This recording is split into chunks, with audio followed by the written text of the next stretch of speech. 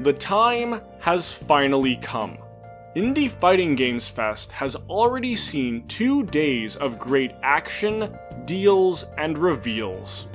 I'm kicking off day 3 of the festivities by taking a look at the first indie fighter I ever took a liking to.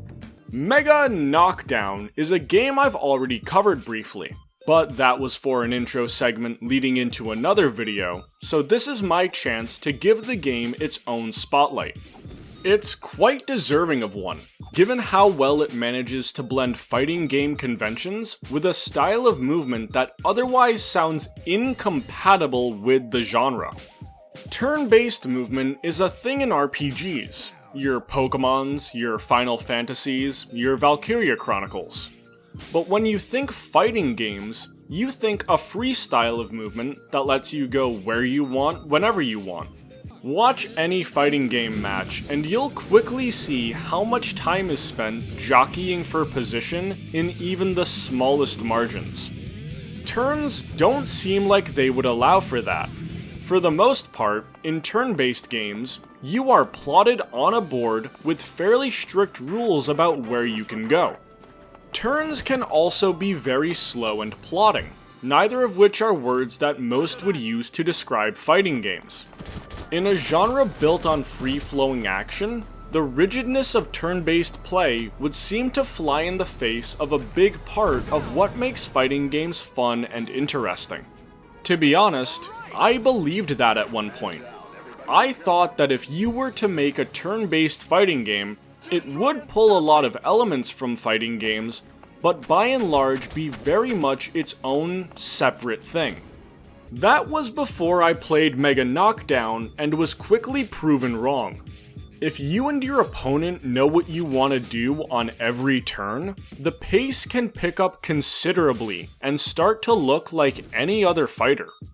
But you can also do the exact opposite, and slow the game down to where it feels like a proper turn-based affair, with moves that take a bit of time to make a decision on.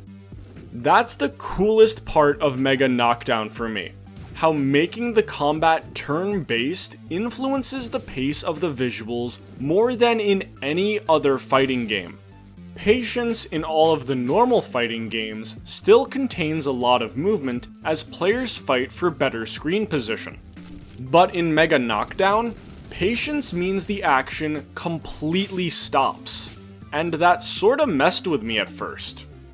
I've been so conditioned in fighting games to always be monitoring my opponent's movement and trying to react to it, so having none of it in between interactions made me have to slow down and play the game a bit more like I play competitive Pokemon. Not completely, but it was approaching that middle ground. I love how much Mega Knockdown feels like a proper fighting game while being able to flip one of the genre's foundations on its head in a way that still works. On each turn, you input a direction and a button to make your move. The game has 5 buttons: light, medium, and heavy attacks, along with a block button and a throw button. The block button serves 2 more purposes than just blocking, however. It's also used for movement. Doing forward plus block is how you move forward without attacking, and doing up plus block is how you jump backward, since the game doesn't use diagonal directions. For that same reason, Mega Knockdown lacks the standard special move inputs like quarter circle motions. It instead treats these special moves like any other attack, just a direction plus a button with their normal drawbacks.